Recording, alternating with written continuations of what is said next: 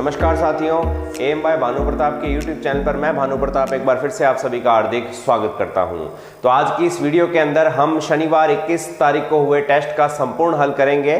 तो वीडियो को पूरा देखिएगा भी, और जिन जिन बच्चों को जिन प्रश्नों में डाउट है शायद वो इस वीडियो के माध्यम से क्लियर हो जाएंगे। कुछ दिक्कतें थी, कुछ प्रश्नों के उत्तर शायद आपके ऑप्शन में नहीं थे, या कुछ एक प्रश्न आपके जो थे मार्किंग गलत लग गई थी, तो सब चीज़ें का सॉल्यूशन अपने इस वीडियो के अंदर कर लेंगे।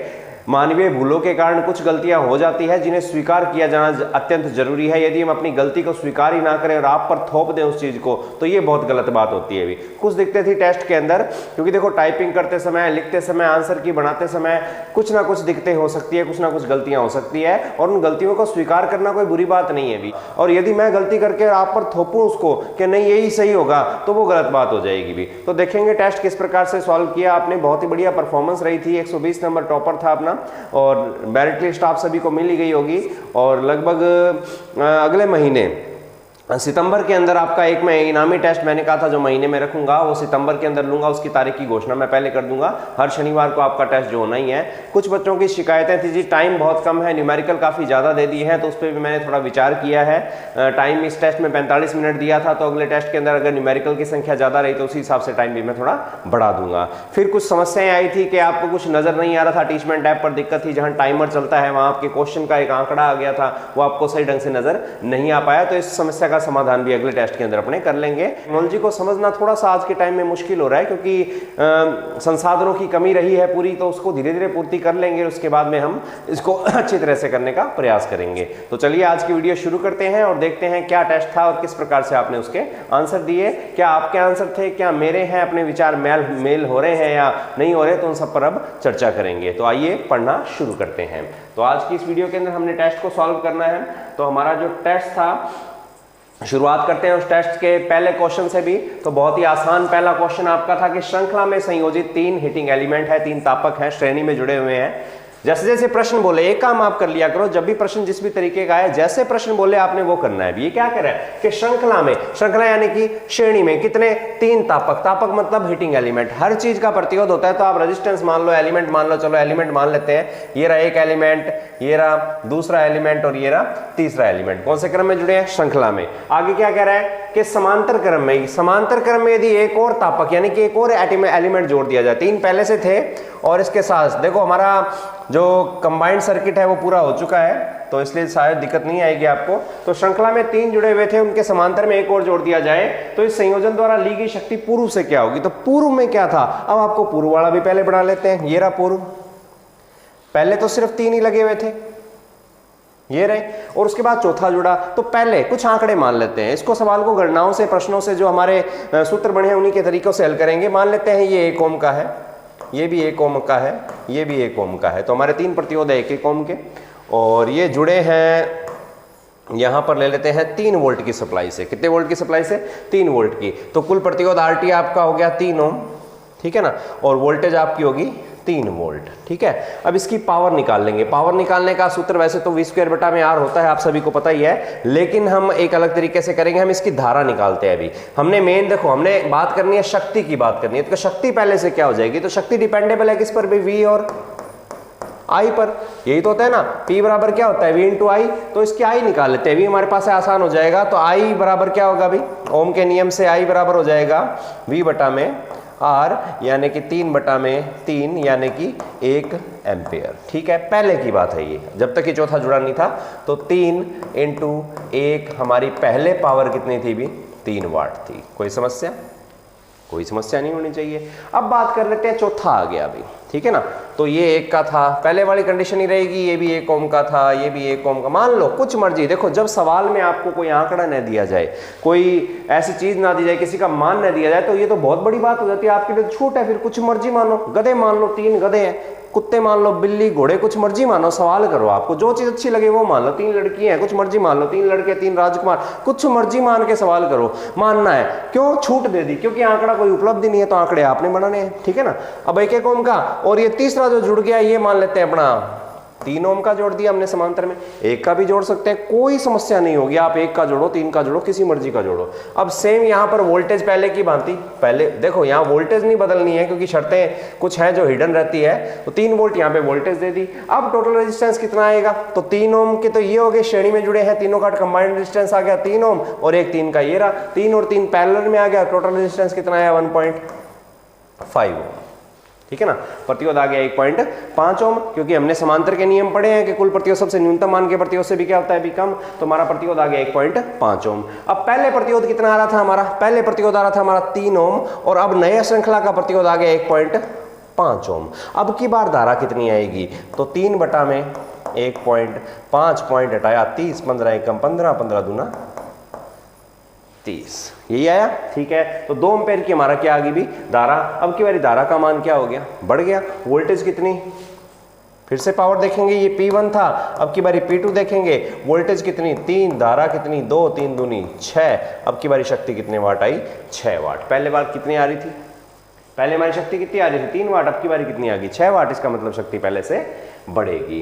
तो आपके ऑप्शन के अंदर ये उत्तर गलत लगा हुआ था, घटेगी मैंने सही कर रखा था, मेरी गलती थी वो, लेकिन सही उत्तर क्या होगा, शक्ति बढ़ेगी। जिन जिन बच्चों का ये प्रश्न बढ़ेगी अगर आपने किया और आपके नेगेटिव में मार्किंग हुए, इस ऑप्शन को यदि आपने लगाया तो आपका सही माना जाएगा, और आपके जो भी नंबर आए हैं उनके अंदर आप 4 नंबर की वृद्धि कर लेना। अभी कितने नंबर की, अगर किसी के 110 नंबर बन रहे हैं तो अब इस प्रश्न के कारण उसके 114 नंबर बनेंगे, क्योंकि नेगेटिव का 1 वापस मिलेगा और पॉजिटिव के 3 और मिल जाएंगे। टोटल नंबरों में कितना इजाफा हो जाएगा, 4 नंबर का। ये चीज है अभी, तो ये आपका पहला क्वेश्चन था।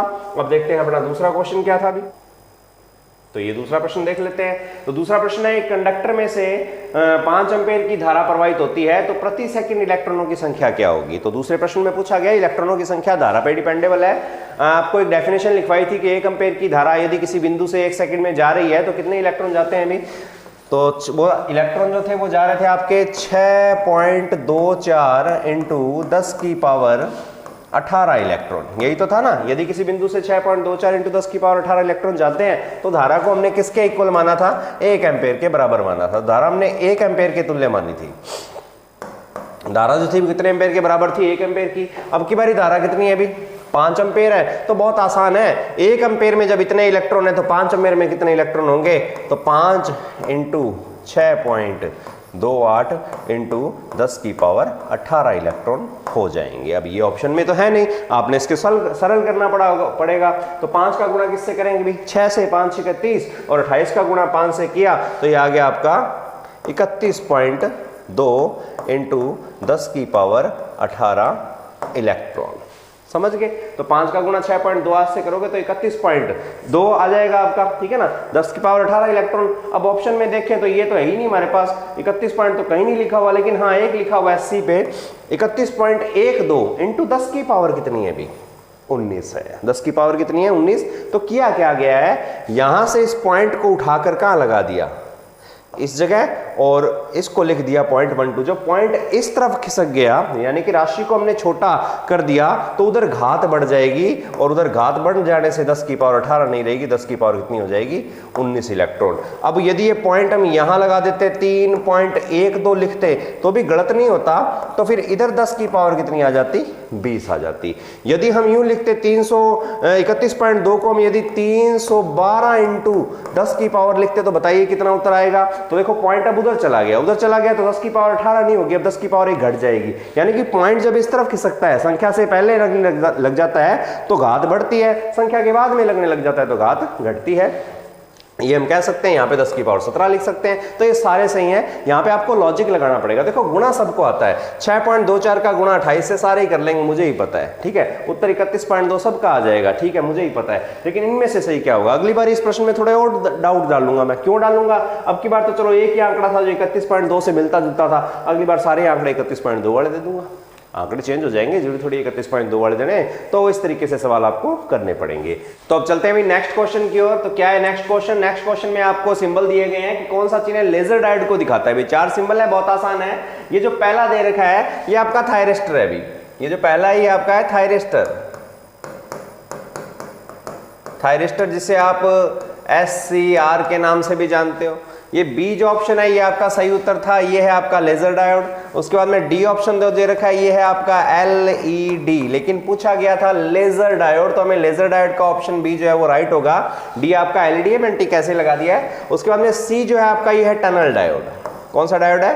ये टनल है। तीनों डायोड देखो, अगर ये त्रिभुजाकार आकृति से इस प्रकार से बनी हुई आती है, इस प्रकार से रंग भरा हो चाहे ना भरा हो, तो ये एक सेमीकंडक्टर युक्ति है, डायोड को प्रदर्शित करती है, तो आपको पहचानना होगा। बस थोड़ा बहुत सिंबल में अंतर है, कईयों ने LED आंसर किया है क्योंकि लेजर मतलब किरणें से निकलना सेम वैसे ही है, लेकिन प्रतीक चिन्ह में इस प्रकार से डायरेक्शन भी मैटर करती है, ध्यान रखना। तो ये आपका हो जाएगा किसका? लेजर डायोड का। अब चलते हैं नेक्स्ट क्वेश्चन पर। नेक्स्ट क्वेश्चन आपका देखते हैं क्या है अगला क्वेश्चन है, दो भिन्न मानों के प्रतिरोध समांतर में संयोजित है, निम्न में से क्या सत्य होगा? तो दो अलग अलग, देखो जैसे मैंने कहा था जो बोले वो कर दो। दो रेजिस्टेंस है पैरेलल में है, ये लो जी, एक ये रहा, एक इसके साथ ये रहा, ठीक है। दो भिन्न मानों के प्रतिरोध समांतर क्रम में, भिन्न मान है, ये एक 5 ओम का है। जो बोले देखो छूट आंकड़ों में फिर वही बात है, कितना मर्जी यूज करो, ये 20 ओम का है भी, भिन्न मान अलग अलग मान हो गए। अब सत्य ढूंढना है भी, क्या सत्य है क्या नहीं होगा, क्या बातें लागू होगी क्या नहीं होगी। पहले ये दोनों का विभवांतर समान होगा बिल्कुल। यदि यहां पर आप 100 वोल्ट देते हो तो इस पे 5 ओम वाले पे भी 100 वोल्ट, 20 ओम वाले पे भी 100 वोल्ट, तो पहली बात बिल्कुल सत्य है, कोई दिक्कत नहीं है, पहला ऑप्शन लगा सकते हैं। दोनों की धाराएं समान होगी, बिल्कुल सही बात है। वोल्टेज दोनों की एक ही है, लेकिन रेजिस्टेंस दोनों का क्या है? अलग अलग। जब रेजिस्टेंस अलग अलग है तो समांतर में नियम क्या था? प्रत्येक शाखा की है, प्रत्येक प्रतिरोध की धारा उसके प्रतिरोध पर क्या करती है? निर्भर। तो जाहिर सी बात है धारा दोनों की है समान, यानी कि अलग अलग। दूसरा भी सही है हमारा। तीसरा, दोनों की शक्ति भिन्न भिन्न होगी, बिल्कुल सही बात है, शक्ति भी क्या होगी? भिन्न भिन्न। रेजिस्टेंस की वैल्यू अलग अलग है, तो कम मान का प्रतिरोध ज्यादा शक्ति लेगा, ज्यादा मान का प्रतिरोध ज्यादा प्रतिरोध है इसका, वो कम शक्ति लेगा, सॉरी ज्यादा प्रतिरोध है इसका तो इसका प्रतिरोध कम है, उसकी शक्ति का मान ज्यादा, इसका प्रतिरोध ज्यादा है, उसकी शक्ति का मान कम रहेगा, तो बिल्कुल दोनों की शक्ति भी भिन्न भिन्न होगी। अब तीनों ही सही है तो चौथा ऑप्शन भी देख लो, उपरोक्त सभी सारे के सारे सही हो जाएंगे। अब चलते हैं नेक्स्ट क्वेश्चन पे भी। नेक्स्ट क्वेश्चन आपका आ गया, 2, 6, 12 ओम के श्रेणी संयोजित 3 प्रतिरोधकों की तुल्य चालकता के परास क्या होंगे? थोड़ी सी मिस्टेक मेरे से हुई, ऑप्शन में उत्तर नहीं है। इसका जो उत्तर आ रहा है वो अभी देख लेंगे क्या आएगा, लेकिन माना गया है सी सही, तो सी सही है ऑप्शन में दिया हुआ। लेकिन थोड़ी सी गड़बड़ क्या होगी, बस यहाँ 7 की जगह मुझे क्या लगाना था, अभी यहाँ 0 लगाना था, तो उत्तर आएगा 0.05 महो। ये कैसे आएगा तो हमें पता है, ये तो आंकड़े हो गए और श्रेणी संयोजित, बस ये क्रम देखो कौन से क्रम में है। श्रेणी क्रम में 3 प्रतिरोध लगे हैं। चालकता, कुल चालकता का सूत्र बताया था मैंने, 1/GT बराबर होता है 1/G1 plus 1/G2 plus 1/G3। करने को तो बहुत आसान तरीके से कर लेते हैं, लेकिन हम थोड़ा सा अलग ही लेके चलेंगे। तो GT बराबर इस प्रकार से निकाल सकते हैं, कोई दिक्कत नहीं है। अब 1/GT हमारे को पता लग गया कि 1/G1 है, लेकिन ये G1 कितना है?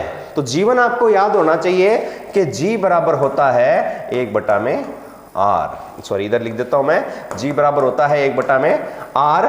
तो G1 किसके तुल्य होगा? तो G1 तुल्य होगा किसके? R1 के। G2 किसके तुल्य होगा? ये तुल्य होगा 1/R2 के। कोई समस्या नहीं है, देखते हैं। तो यहां पर 1 में G1 की जगह हम इस G1 की वैल्यू लिख देते हैं 1/R1 प्लस में 1/बटे के बटा में बटा, ये गड़बड़ करते हैं कईयों के, लेकिन अगर मुश्किल चीजें मैं पहले करवा दूंगा तो आसान आपसे हो ही जाएंगी, ये उम्मीद है मुझे। और प्लस में 1 इसके बटा में भी R3, ये लिख सकते हैं। ये फॉर्मूला तैयार है हमारा। अब इसको थोड़ा सॉल्व कर लेते हैं अभी। तो 1 के बटा में आ गया 2, प्लस में 1 के बटा में आ गया आपका 6, और प्लस में 1 के बटा में आपका आ गया 12। अब इसका पक्षांतरण होगा पहले, फिर ये सॉल्व होगा। ये 2 कहाँ चला जाएगा ऊपर, 6 कहाँ चला जाएगा ऊपर, 12 कहाँ चला जाएगा ऊपर। तो जो नया जो आंकड़ा बनेगा उसको एक बारी मैं इसको हटा देता हूं थोड़ा। ये हमारा फॉर्मूला था, ये हमारा सूत्र था, आपने नोट कर ही लिया होगा, बाकी नहीं किया तो वीडियो को बैक करके आप लोग देख सकते हो। अब दोबारा से देखते हैं अभी। तो ये बनेगा क्या, 1/G1 सॉरी 1/GT बराबर क्या बना आपका 2/1 प्लस में 6/1 प्लस में 12/1। तो हमने क्या किया, इस 2 का गुणा ऊपर से वाली राशि से कर दिया, क्योंकि पक्षांतरण में यही तो होता है। देखो मैथ आपको थोड़ी बहुत आनी चाहिए थी, न्यूमेरिकल करने हैं, तो इस प्रकार से इसको सॉल्व किया, ये निकल के आ गया। इसका जब लघुत्तम लेंगे तो लघुत्तम कितना आया, 1 का 1 में भाग गया, 1 पे ऊपर से 2 से गुणा किया तो 2, प्लस में इधर 6, प्लस में इधर आ गया 12। सॉल्व किया तो 12 6 18 2 20, तो हमारा उत्तर आया 1/20। तो 1/GT बराबर हो गया हमारे 20/1 के। ठीक है, अब वज्र गुणा करेंगे, 20 का गुणा GT से, 1 का गुणा 1 से हो गया, तो GT इंटू 20 किसके तुल्य रह गया, 1 के, तो GT किसके तुल्य रह जाएगा, तो GT बराबर हो जाएगा 1/20 के, 1 में 20 का भाग दोगे 0.05 आ जाएगा। ये उत्तर हमारा निकल गया।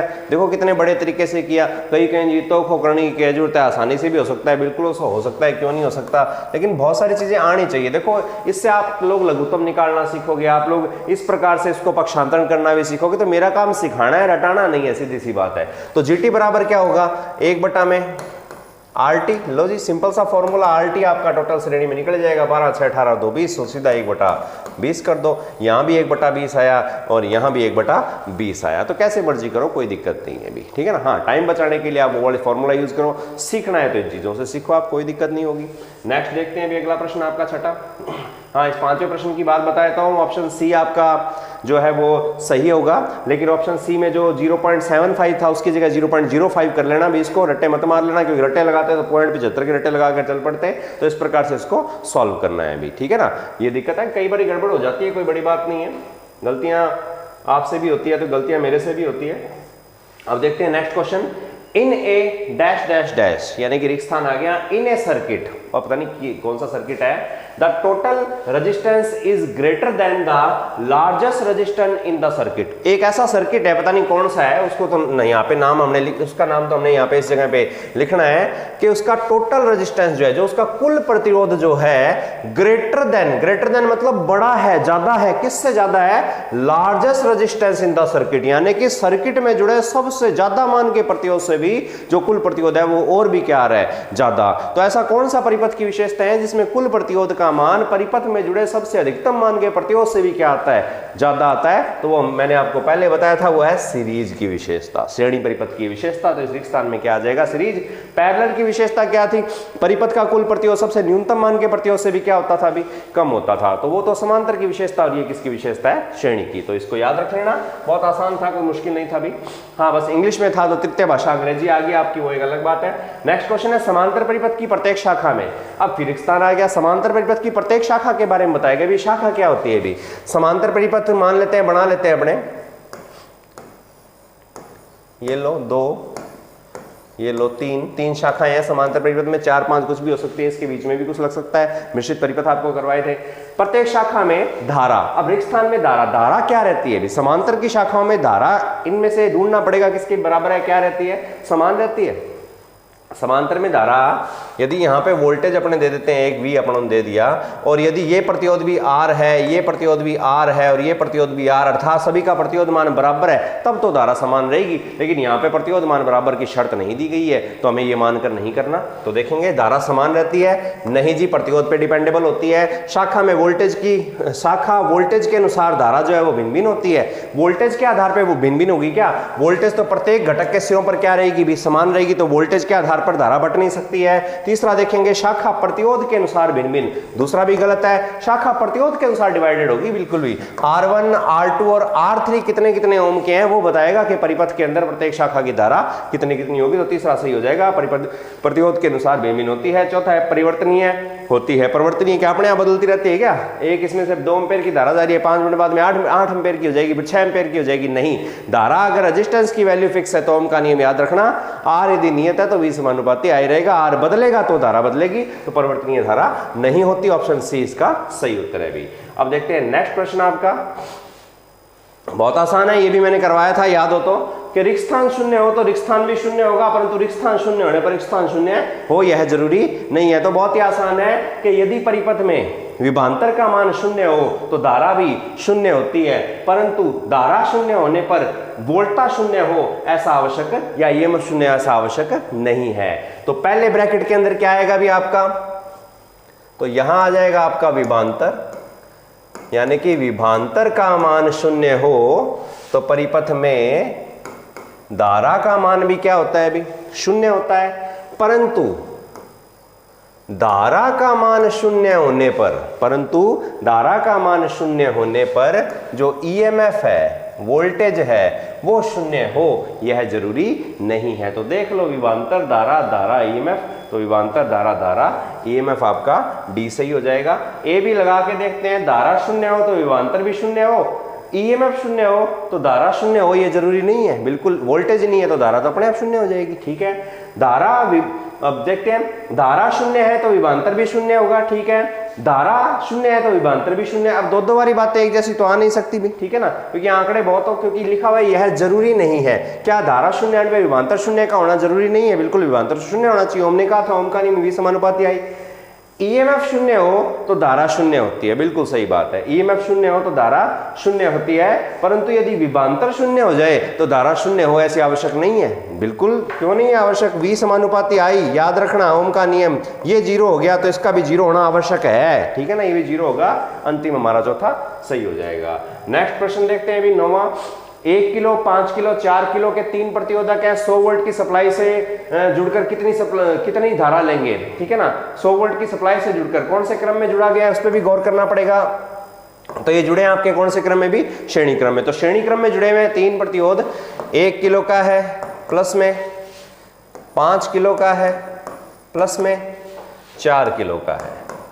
ठीक है ना, तो जोड़ लो इसको, 5 और 1 6 और 4, तो टोटल रेजिस्टेंस हो गया आपका 10 किलो ओम। 10 किलो ओम का प्रतिरोध टोटल हो गया और 100 वोल्ट की सप्लाई से जुड़ा है। धारा ज्ञात करनी है, I बराबर बहुत ही आसान V बटा में R। देखो आसान तो है सारी चीजें, लेकिन आंकड़े आपके आसानी से मैच नहीं हो रहे हैं, दिक्कत वहीं आती है।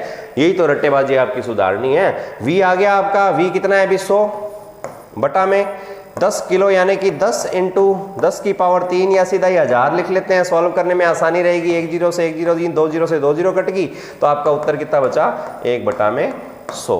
1 बटा 100 को जब हल किया तो ये आ गया 0.01। कितना आ गया 0.01। अब 0.01 यदि आप यहां देखो तो आपका ऑप्शन में नहीं है, आपके सारे ऑप्शन मिली में है। अभी सब में क्या लगा है, मिली एम्पेयर। अब इसको मिली में कैसे बदलें, क्योंकि ये 0.01 आपका मिली नहीं आया, ये है एम्पेयर में। तो 0.01 को जब मिली में बदलोगे तो इसे 1000 से गुणा करना पड़ेगा अभी, तब ये मिली में कन्वर्ट हो जाएगा। और पॉइंट हटाया, बटा में 2 0 लग गई, 2 0 से 2 0 हमने कट ली और 10 का 10 बच गया। ठीक है ना, तो कितने मिली एम्पेयर आ जाएगा, C आ जाएगा आपका 10 मिली एम्पेयर। इस प्रकार से आपको करना है भी। अब देखते हैं नेक्स्ट प्रश्न आपका, तो क्या है नेक्स्ट देखते हैं भी। देखो भी इसको क्या कह रहा है, किस कारक के साथ चालकता व्युत्क्रमानुपात का संबंध रखती है। चालकता यानी कि G के बारे में आपको बताया था, G प्रोपोर्शनल होता है A/L के। चालकता G जो है वो कटाक्ष क्षेत्रफल के समानुपाती, लंबाई के विलोमानुपाती। तो बहुत ही आसान उत्तर आपका आ जाएगा, लंबाई अनुप्रस्थ कटाक्ष क्षेत्रफल के समानुपाती है। आपसे व्युत्क्रमानुपाती पूछा गया है। तापमान के समानुपात विलोमानुपात दोनों ही होता है जी। ठीक है ना, तो एक पक्ष हम नहीं लिख सकते। तापमान बढ़ेगा तो कुछ पदार्थों की चालकता बढ़ भी सकती है तो कईयों की घट भी सकती है, लेकिन समान अनुपात में नहीं बढ़ती, ध्यान रखना। 5 गुना तापमान बढ़ा दिया तो चालकता ही 5 गुना बढ़ गई या घट गई, ऐसा कभी नहीं कह सकते। कुछ पॉइंटों में बढ़ती है, जिस प्रकार विशिष्ट प्रतिरोध था उसी प्रकार विशिष्ट चालकता होती है, लेकिन हम प्रतिरोध को कारक मानकर गणनाएं करते हैं, ना कि चालकता को। जितनी बातें प्रतिरोध संबंधित नियमों में किसी सेम, वही बातें चालकता पर भी लागू हो सकती है। बस हर चीज उल्टी आएगी, जहां गुणा का निशान वहां भाग का आ जाएगा, जहां प्लस का लगा है वहां माइनस का आ जाएगा, वो एक अलग बात है। अब देखते हैं नेक्स्ट क्वेश्चन आपका 11वां। क्वेश्चन नंबर 11 कह रहा है 60 ओम प्रतिरोध की 90 मीटर लंबी तार को 8 समान भागों में बांटा गया है। यदि सभी कटे हुए भाग समांतर में जोड़े जाएं तो कुल प्रतिरोध क्या होगा। तो आपकी एक तार है जिसकी लंबाई है 60 मीटर, ये रही तार जी 60 मीटर है। इसको 8 भागों में 1 2 3 4 5 6 7, यानी कि 7 तो निशान लगाए हैं, भाग हो गया 1 2 3 4 5 6 7 और 8। मेरे से तो क्या पता छोटे बड़े हो गए होंगे, लेकिन इसने समान भागों में बांटा है। कितने भागों में, 8 समान भागों में बांट दिया, सभी भागों को जोड़ दिया, आपके समांतर क्रम में पैरेलल में जोड़ा है, ध्यान रखना। यानी कि 8 टुकड़े इस प्रकार से तार के हुए, ठीक है ना, और इन 8 को कौन से क्रम में, समांतर में जोड़ दिया जाए तो कुल प्रतिरोध की गणना आपको करनी है। बहुत आसान है। इसके लिए एक छोटा सा सूत्र है जो मैं आपको बता देता हूं, याद रखना। जब भी इस तरह का प्रश्न आए कि एक तार है जी फलाने लंबाई की है, कितने मर्जी लंबाई हो, कोई दिक्कत नहीं है। गौर करने वाली बात है उस तार का पहले प्रतिरोध क्या था और कितने भागों में बांटा गया। तो एक छोटा सा फॉर्मूला, एक छोटा सा सूत्र इस पे अप्लाई करना है आपने। क्या सूत्र होगा वो मैं लिख देता हूं बोर्ड पे भी। सूत्र आपका होगा कि RT, जब भी इस तरीके से आपको कुल प्रतिरोध पूछ पूछ लिया जाए आर टी बराबर होगा आर बटा में एन की स्क्वायर, आर बटा में एन की स्क्वायर, तो ये सूत्र इस पे लागू हो जाएगा। अब ये सूत्र किस तरीके से लागू हुआ, बहुत आसान है, पैरेलल के अंदर मैं दोनों तरीकों से करवाऊंगा, रट्टे नहीं लगाने, ये सूत्र का रट्टा नहीं मारना आपने, क्या पता भूल जाओ एन बटा आर की स्क्वायर कर दो, ऐसा ही तो है रट्टे, कभी दिमाग से निकल गया छोटा मोटी गलती गड़बड़ हो सकती है। तो आर टी बराबर है आर बटा में एन की स्क्वायर। अब आर क्या चीज है, तो ध्यान से देखो, ये 60 ओम जो प्रतिरोध था सीधी तार का, 90 मीटर लंबाई थी, सॉरी मैंने 60 लिख दिया, ठीक है ना, तो ये जो प्रतिरोध आ रहा था आपका जो था 60 ओम, ये आपका आर है, पुराना प्रतिरोध है, ठीक है ना, यानी कि सीधी तार थी तो उसका प्रतिरोध आपका कितना आया था, सीधी तार का प्रतिरोध था नॉर्मली आपका 60 ओम, कितने ओम भी 60 ओम, 60 ओम उसका प्रतिरोध था, कितने भागों में बांटा भी, 8 भागों में, तो 8 की स्क्वायर कर दो, 8 की स्क्वायर, तो आपका उत्तर आ जाएगा 60 बटा में 8 की स्क्वायर, 8 8 64, ये काटेंगे तो ये आ गया 30 बटा में 32, 30 बटा में 32 को और काटो तो ये आ गया 15 बटा में 16, यही आ गया ना 15 बटा में 16, 15 में जब 16 का भाग लगाओगे आप लोग, ठीक है ना, और तो ये कट नहीं रहा है, तो 0.93 समथिंग कुछ आएगा, आगे जब उसको एक संख्या बढ़ा देंगे 937 आएगा अप्रोक्सीमेट शायद, तो 3 जब 7 आप मैथ में किए होगा, इस 7 की एक संख्या घटा के यदि इसको हटाना चाहो तो एक इधर इस तरफ अंक जुड़ जाता है, तो 0.94 होगा आपका उत्तर आ जाएगा भाई। तो इस प्रकार से इसको हल कर सकते हैं, ये तरीका यदि समझ में नहीं, इसके लिए आपको ये सूत्र याद होना चाहिए भी। अब इस सूत्र के बारे में मैं बता देता हूँ, वैसे तो आगे टॉपिक जब मैं आपको थ्योरी पढ़ाऊंगा तो उसके अंदर ये करवाऊंगा। ये सूत्र क्या कह रहा है कि आर टी बराबर है आर बटा में एन स्क्वायर, कब काम में आता है, जब एक सीधी तार है उसको अनेक भागों में क्या कर दिया, काट दिया, और अब उसका प्रतिरोध पूछ लिया, सभी भागों को जब समांतर में जोड़ दिया या उन सभी भागों को 8 को मोड़ के एक स्टैंडर्ड वायर बना दी तो वो पैरेलल में कनेक्टेड माने जाएंगे। इस कंडीशन में जब प्रतिरोध आपसे कुल पूछा जाए तो आप ये सीधा डायरेक्ट फॉर्मूला लगा सकते हो। यदि ये फॉर्मूला पसंद नहीं है तो हम अपने पैरेलल वाले फॉर्मूले की बात कर लेते हैं, कोई दिक्कत नहीं है, अभी देख लेते हैं वो सूत्र क्या लगेगा। उत्तर तो हमें मिल ही गया, इससे मिल जाएगा। नेक्स्ट देखते हैं अब वो वाला फॉर्मूला लगा के देखते हैं। तो सबसे पहले तो 90 मीटर लंबी थी, वो मैटर नहीं करता, कितने भागों में बांटा वो मैटर करता है, 8 भागों में बांटा, 8 भागों में बांटा। पहले प्रतिरोध 60 ओम था, तो अब 8 भागों में से प्रत्येक भाग का प्रतिरोध कितना आएगा, तो प्रत्येक भाग का प्रतिरोध हम मान लेते हैं R बराबर आ जाएगा कुल प्रतिरोध बटा में भागों की संख्या, यानी कि कितने भागों में बांटा ये तो आएगा, 60 में 8 का भाग लगाओ, कितना आया 7.5 ओम, कितने ओम आ गया 7.5 ओम, कोई दिक्कत नहीं है। अब इसको क्या करेंगे, 7.5 ओम आपका आ गया एक भाग का प्रतिरोध, यानी कि एक टुकड़ा जो हमने मिला वो 7.5 ओम का था। अब क्या करना है कि इन 8 टुकड़ों को, अब टुकड़े यानी कि n कितने हैं अभी 8 हैं, 8 टुकड़े हैं, इनको समांतर में जोड़ दिया, तो समांतर में आरटी ज्ञात करने का वो मेरे को सूत्र बता दो जिसके अंदर जब सभी प्रतिरोधकों का मान समान होता है, जब सभी प्रतिरोध समांतर में जुड़े हैं, प्रतिरोध का मान समान है, तो सूत्र क्या लगता था, सूत्र लगता था आर बटा में एन। क्या लगता था, आर बटा में एन। आर है एक प्रतिरोध का मान, तो आर हमारा एक प्रतिरोध का मान 7.5 बटा में एन है प्रतिरोधकों की संख्या यानी कि 8। इसको देखेंगे 7.5 का दुगना कितना होता है अभी 15, 8 का दुगना 16, थोड़ी देर पहले 15 बटा 16 तो कर रहे थे, और काट दो इसको, 2 से काटेंगे पॉइंटों में, लेकिन पॉइंटों में हम बहुत कम काटते हैं। 7.5 में फिर 8 का भाग लगा दो, चाहे 15 में 16 का लगा दो, चाहे 30 में 32 का लगा दो, कोई फर्क नहीं पड़ता उत्तर पर। उत्तर आपका 0.93 या 94 के आसपास ही आएगा, तो ये इसका उत्तर हो जाएगा भी, ठीक है ना, रट्टे मत मारो भी, ये मेरी रिक्वेस्ट है आप लोगों से, ठीक है ना, हर तरीके से करने का प्रयास करो। अभी टाइम है, वैकेंसी नहीं है, कब अगले साल आएगी जनवरी फरवरी तक, ये उम्मीद कर सकते हैं, कोई दिक्कत नहीं है, अभी बिजी है सरकार भी और बहुत काम है, रट्टे नहीं लगाने आपने, इस बात का ध्यान रखना। नेक्स्ट क्वेश्चन आपका 12वां देखते हैं। 2 श्रेणी संयोजित लैंपों को 100 वोल्ट की सप्लाई से जोड़ा गया है, जो कहा वो कर दो, ये लो जी, ये लो 2 लैंप है, श्रेणी संयोजित है और इनको जोड़ दिया, जैसे बोले सवाल वैसे करना है आपने। ये लो जी 100 वोल्ट की सप्लाई से जोड़ा गया है। यदि इन्हें 100 वोल्ट की सप्लाई के समांतर में जोड़ दिया जाए तो उसकी कुल धारा पर क्या प्रभाव पड़ेगा। लो जी समांतर में और जोड़ देते हैं, ये रहा हमारा एक लैंप, ये लो इसके साथ दूसरा लैंप, वोल्टेज वो सेम ही रखी है तो सेम बोल दो, अलग बोल दे तो अलग बोल देना।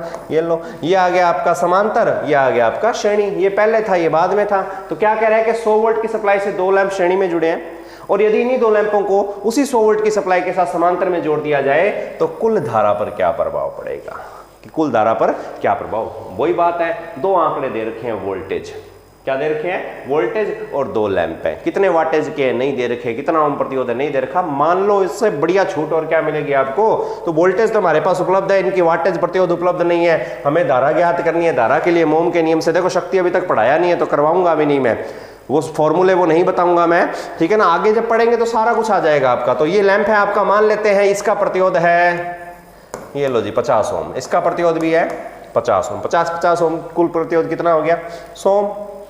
आरटी कितना आ गया, अभी आरटी आ गया आपका 100 ओम, ठीक है। अब इस समय धारा देखें तो 100 वोल्ट है, 100 ओम का प्रतिरोध है, धारा आ गई कितनी 1 एम्पेयर की। जब इन लैंपों को इस प्रकार से जुड़ा तो 1 एम्पेयर की धारा आ गई। अब ये भी 50 का था, ये भी 50 का था, लेकिन जुड़ समांतर में के कुल प्रतिरोध कितना आ गया, अभी 25 एम्पेयर आ गया। अब की बारी धारा 100 बटा में 25 जब करोगे तो कितने एम्पेयर आएगी, भी 4 एम्पेयर आएगी। पहले धारा 1 एम्पेयर आ रही थी, अब 4 एम्पेयर आ रही थी, तो उत्तर मेरे ख्याल से ढूंढ सकते हो, कोई प्रभाव नहीं पड़ेगा, संभव ही नहीं है। धारा बढ़ेगी बिल्कुल बड़ी है, धारा घटेगी नहीं घटेगी जी, उत्तर आ चुका है, धारा शून्य हो जाएगी, मतलब ही नहीं है, वोल्टेज शून्य नहीं है तो धारा कैसे शून्य हो जाएगी।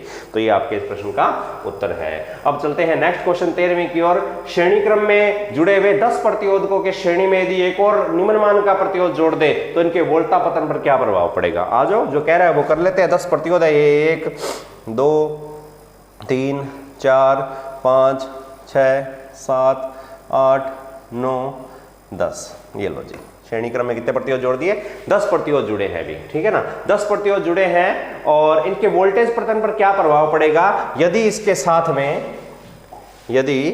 साथ में अपने एक प्रतिरोध, थोड़ा सा अलग रंग का ले लेते हैं,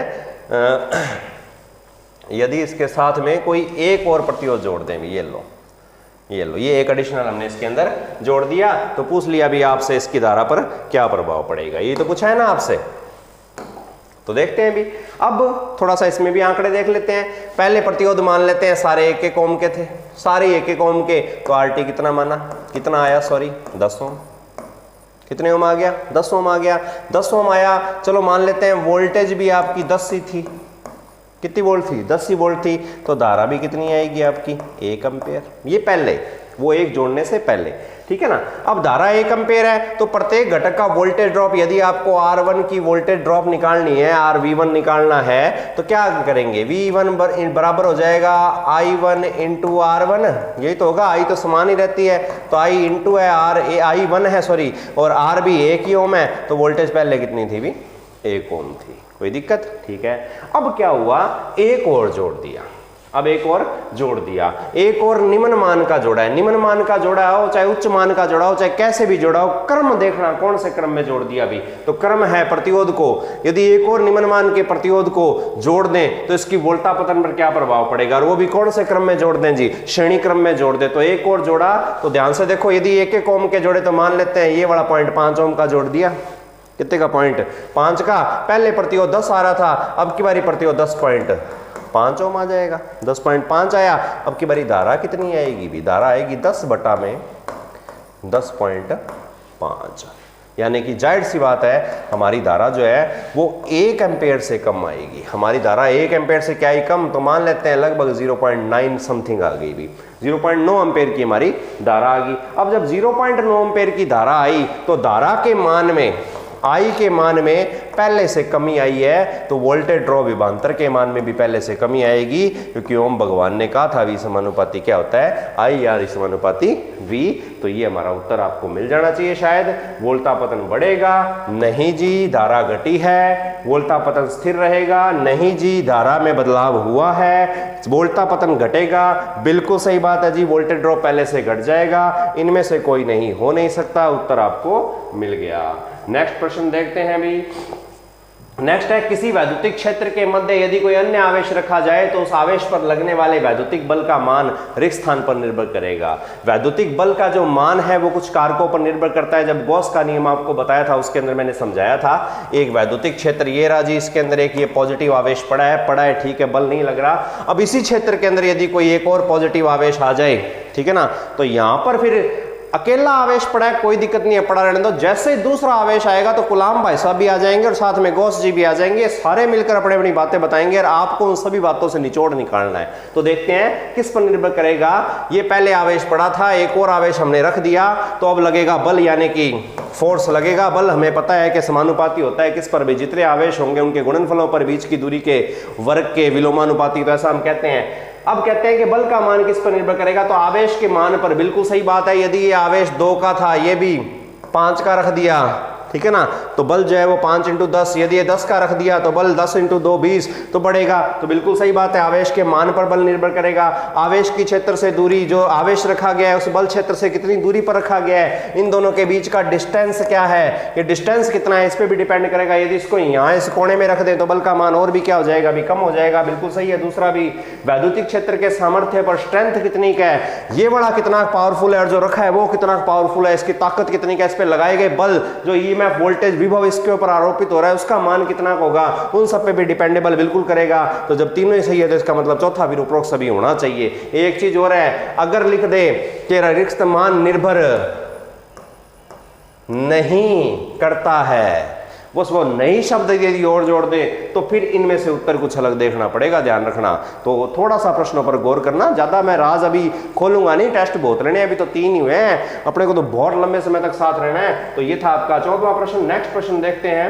नेक्स्ट प्रश्न है आपका कि 5 ओम में 25 ओम के 2 समांतर संयोजित प्रतिरोधकों का तुल्य प्रतिरोध मान क्या संभावित है। बहुत आसान है, 2 प्रतिरोध है, RT ज्ञात करना है। सूत्र आपको बताया था, R1 × R2 25 है ना, दूसरा है R1 प्लस में R2, यही तो था, ठीक है। 25 × 5 किया तो 125 बटा में 30 आ जाएगा। 130 को काट दो 5 से तो ये आ गया 6 बटा में 25 बटा में 6, 25 में 6 का भाग लगाओ, 4 पॉइंट समथिंग आएगा, 4.16 गुणा भाग आपको आते हैं। अब चलते हैं नेक्स्ट प्रश्न के ऊपर। नेक्स्ट है 3.3 किलो ओम के 2 प्रतिरोध श्रेणी में, जो बोले वो कर दो। 3.3 किलो ओम के, ये लो जी, एक ये रहा, एक ये रहा, ये 3.3 किलो का है, मैं कई लिख रहा हूँ खाली, ये भी 3.3 किलो का है श्रेणी में। वह एक 4.7 किलो ओम का प्रतिरोध इनके समांतर में, ये लो जी, जोड़ देंगे, जो बोले वो करते रहो। ये लो, एक आ गया 4.7 किलो का, इनके कौन से क्रम में, 4.7 किलो का इनके समांतर क्रम में आ गया जी। यहाँ पर वोल्टेज आगे देखते रहेंगे, संयोजित है। यदि एक 3.3 किलो ओम के प्रतिरोध के सिरों पर विभवांतर 12 वोल्ट है, यहाँ पे वोल्ट मीटर लगा के जब विभवांतर नापा, ये वोल्टेज नापी, तो ये कितनी आ गई भी, ये आई हमारी 12 वोल्ट हो, तो 4.7 किलो प्रतिरोध के सिरों पर विभवांतर का मान क्या होगा। तो अब एक वोल्ट मीटर यहां लगा के आपको वोल्टेज नापनी है। अब चाहे वो यहां लगा के वोल्टेज नाप लो और चाहे वो यहां वोल्टेज नाप लो, बात क्या है, एक ही है, क्योंकि पैरेलल में है, समांतर में है। यहां जोड़ा हुआ, यहां जोड़ दो इस सिरे को, बात तो एक ही रहेगी, तार तो ये सिंगल ही आ रही है ना, ठीक है। तो हमें आरोपित वोल्टेज ज्ञात करनी है एक तरीके से, लेकिन स्पष्ट रूप से आरोपित नहीं कहा, हमें तो 4.7 की वोल्टेज देखनी है। कैसे देखेंगे, ध्यान से देखना भाई, करने को पूरे आंकड़े लेके भी कर सकते हैं, शॉर्ट फॉर्म देखते हैं थोड़ी सी एक बारी। 3.3 किलो ओम के सिरों पर विभवांतर 12 वोल्ट है, ये दोनों कौन से क्रम में है अभी, श्रेणी में, जाहिर सी बात है इनके अंदर से जाने वाली धारा का मान सेम है। अगर इसके अंदर से 1 ओम की धारा, 1 एम्पेयर की धारा जा रही है, तो इसमें से भी कितनी जा रही है, 1 एम्पेयर की। दोनों में से जब धारा समान जा रही है और दोनों का प्रतिरोध भी क्या है, समान है, तो दोनों की वोल्टेज ड्रॉप भी क्या रहेगी, समान रहेगी। यदि ये 12 वोल्ट ड्रॉप करता है तो ये भी कितने वोल्टेज ड्रॉप करेगा, ये कितनी वोल्टेज लेगा, ये भी 12 वोल्ट ही लेगा। और दोनों श्रेणी में जुड़े हैं तो वोल्टेज 12 + 12 V1 + V2 हो जाएगी। ध्यान रखना, श्रेणी में करवाया था तो 12 दूना 24, यानी कि इस सिरे और इस सिरे पर, इन दोनों सिरों पर, मैं बीच में ला रहा हूं, यहाँ पे वोल्टेज का मान कितना है अभी, 24 वोल्ट है। और इन्हीं दोनों सिरों पर आपका 4.7 का प्रतिरोध जुड़ा है, तो इसकी वोल्टेज भी कितनी हो जाएगी, 24 वोल्ट हो जाएगी। 12 वोल्ट तो एक की थी, 24 वोल्ट हमारा उत्तर सही है। 48 हो नहीं सकता, 36 हो नहीं सकता। इस प्रकार से भी कर सकते हो। कैलकुलेशन यदि करके करनी है तो पहले इसकी धारा निकाल लो। क्या निकाल लो, धारा 12 वोल्ट है, 3.3 किलो ओम है, औखा चालना तो चाल पड़ो। 3.3 किलो ओम है, 12 में भाग दो, इसकी धारा आ जाएगी, इसकी धारा से इसकी धारा आ जाएगी, इसकी धारा से इसकी धारा। जब निकालोगे इन दोनों का कुल प्रतिरोध निकाल के इनकी वोल्टेज ड्रॉप निकाल लेना, जितनी इन दोनों की वोल्टेज ड्रॉप होगी उतना इसके सिरों पर विभवांतर होगा, कोई दिक्कत नहीं है, वही आरोपित आपकी वोल्टेज हो जाएगी। तो ये था आपका 16वां प्रश्न। नेक्स्ट देखते हैं 17वां प्रश्न। बंद परिपथ का वह स्थान जहां 3 या 3 से अधिक घटक मिलते हैं क्या कहलाता है। ये वो बातें हैं जब मैं आपको आगे किरचॉफ का नियम करवाऊंगा तब समझाऊंगा कि क्या क्या चीज होती है। तो इसके अंदर 4 आंकड़े दे रखे हैं, एक दे रखा है लूप, एक मैश, एक नोड और एक जंक्शन। तो लूप की एक डेफिनेशन होती है, लूप परिपथ का बंद स्थान होता है, वह स्थान जहां धारा अंदर प्रवाहित हो रही है उसको हम क्या बोलते हैं, लूप बोलते हैं। मैश भी लूप जैसा ही होता है, लेकिन मैश और लूप में एक डिफरेंस है, अभी नहीं बताऊंगा, आगे जब किरचॉफ के नियम आएंगे तब मैश और लूप का डिफरेंस आपको अच्छी तरह समझा के डायग्राम के साथ दिखाऊंगा। उसके बाद में नोड, नोड वो जंक्शन, वो स्थान, नोड वो स्थान होता है जहां पर दो घटक मिलते हैं। यहाँ के नोड पर कितने घटक मिलते हैं, दो घटक मिलते हैं। और जंक्शन वो स्थान होता है जहां दो या दो से अधिक घटक आके मिलते हैं। तो हमारे प्रश्न में क्या था, बंद परिपथ का वह स्थान जहां कितने घटक भी, तीन या उससे भी अधिक घटक मिलते हैं, तो वो क्या होगा, वो आपका जंक्शन होगा। ना नोड है, ना मैश है, ना लूप है, वो जंक्शन। किरचॉफ का नियम आने दो, एक एक चीज क्लियर करेंगे अपने। नेक्स्ट प्रश्न आपका आता है 18वां, विद्युतशीलता का प्रतीक। बहुत आसान है, आपको करवाया था, विद्युतशीलता का प्रतीक है एप्सिलॉन। आपको एप्सिलॉन 0 के बारे में बताया था, वायु की विद्युतशीलता, ठीक है ना, इसकी वैल्यू भी लिखवाई थी, याद रख लो, अभी नहीं बताते, आगे टेस्ट में देख लेंगे कभी ना कभी। उसके बाद में नेक्स्ट क्वेश्चन आता है आपका 19वां, किसी पदार्थ के विशिष्ट प्रतिरोध को निम्न में से किस कारक को परिवर्तित करके बदला जा सकता है। अब तक पढ़ी गई थ्योरी के अनुसार आपको बताया था कि विशिष्ट प्रतिरोध यानी कि जो आपका रो होता है, विशिष्ट प्रतिरोध जो रो होता है वो सदैव नियत रहता है, उसके मान में कभी परिवर्तन नहीं होते, लेकिन होते हैं। मैं ये भी बताया था कि विशिष्ट प्रतिरोध जो आपकी किताबों में आंकड़ा दे रखा होगा वो कितने डिग्री सेंटीग्रेड पर, 20 पर। यदि उसी विशिष्ट प्रतिरोध को 20 डिग्री सेंटीग्रेड से 200 डिग्री सेंटीग्रेड पर नापेंगे तो कुछ अलग आएगा, 550 पे नापेंगे तो कुछ अलग आएगा। तो लंबाई पे निर्भर नहीं करता विशिष्ट प्रतिरोध, कटाक्ष क्षेत्रफल पर निर्भर नहीं करता, उपरोक्त सभी पर तो फिर मतलब ही नहीं है, वो डिपेंडेबल है किस पर भी, तापमान पर। क्योंकि विशिष्ट प्रतिरोध निकालने का जो फॉर्मूला था, एक आकृति ली थी, इकाई आकृति का हमने घन लिया, इसके आमने सामने के सिरों पर नापा, तो हर एक पदार्थ का इसी प्रकार का टुकड़ा हमने निकाला था, इसकी लंबाई, ऊंचाई, चौड़ाई क्या थी भी, समान तो उन चीजों पर नहीं था। हाँ, लेकिन इस टुकड़े का रेजिस्टेंस हमने कितना रखा, 20, तो प्रतिरोध कुछ अलग आएगा, 200 रखा तो कुछ अलग आएगा, 50 रखेंगे तो कुछ अलग आएगा। तो विशिष्ट प्रतिरोध किस पर निर्भर करता है, तो केवल एक कारक पर, किस पर, तापमान पर। यह बात आपको याद रखनी है। चलते हैं अभी नेक्स्ट प्रश्न की ओर। तो 20वां प्रश्न क्या कहता है आपका, प्रदर्शित चित्र में ए व बी के मध्य तुल्य प्रतिरोध क्या होगा। अब कई जने क्या है, माथा पच्ची कर रहे थे, ए ये रहा, बी ये रहा, यहीं इतनी दूर पूछा है आपसे, यहां नहीं पूछा। इन दोनों के बीच निकालोगे कुछ हो रहेगा, वहां निकालोगे कुछ हो रहेगा। ए और बी के मध्य बस ये तीन प्रतिरोध है, कौन से क्रम में जुड़े हैं, समांतर क्रम में। समांतर क्रम में समान मान के तीन जुड़े हैं, 20 ओम के तीन जुड़े हैं, तो 20 बटा में 3 कर लेना, 20 में 6 का भाग दोगे, 6.666 आएगा। 6.666 आ रहा है तो हम 6.67 उसको लिख सकते हैं। अभी कईयों ने 26.67 भी लिखा है, क्योंकि 20 इधर था, 20 उधर था, वो भी उनका गलत था भी, ठीक है ना। ये हो गया 20 और 20 40, 40 और 46.67 सॉरी कईयों ने लिखा है, तो ये उनका गलत हो जाएगा, क्योंकि मैंने ए और बी, जो ए और बी पॉइंट थे वो आपके यहां थे, ना कि वहां थे। प्रश्न को ध्यान से देखो, सवाल आपको आने लग गए, रट्टे छोड़ दो, तरीका देख लो क्या है। आपको आता है सब कुछ, मान लिया भगवान हो, देवता हो, इलेक्ट्रिशियन थ्योरी में आप जितना ज्ञान किसी के पास नहीं है, लेकिन गलतियां करना छोड़ दो, बस ओवर कॉन्फिडेंस जिस दिन छोड़ दिया, आपके हर सवाल सही हो जाएंगे, ध्यान रखना भी। नेक्स्ट सवाल पे चलते हैं। 21वां प्रश्न आपका क्या कहता है, एक R1 प्रतिरोध समांतर क्रम में संयोजित R2 व R3 के श्रेणी में जुड़ा है। अब यहां पे थोड़ा सा कंफ्यूजन हो जाता है, कौन किसके किस क्रम में जुड़ा है। एक R1 प्रतिरोधक है, कोमा लग गया, ये अलग हो गया, ठीक है।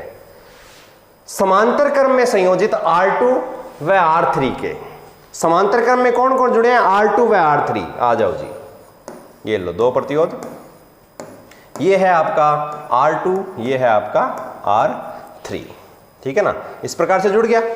R2 व R3 समांतर में है, तो R1 जो प्रतिरोधक है, एक R1 प्रतिरोधक समांतर संयोजित R2 व R3 के श्रेणी में जुड़े हैं, यानी कि जो R1 प्रतिरोधक है वो इन दोनों के कौन से क्रम में है भी, श्रेणी क्रम में। तो ये आपका डायग्राम है, समझ गए ना, डायग्राम बनाने सीखो, जैसा बोल रहा है वैसे। कईयों ने क्या कर दिया, R1 R2 को श्रेणी में जोड़ दिया, R3 उसके समांतर में जोड़ दिया, गलत हो जाएगा।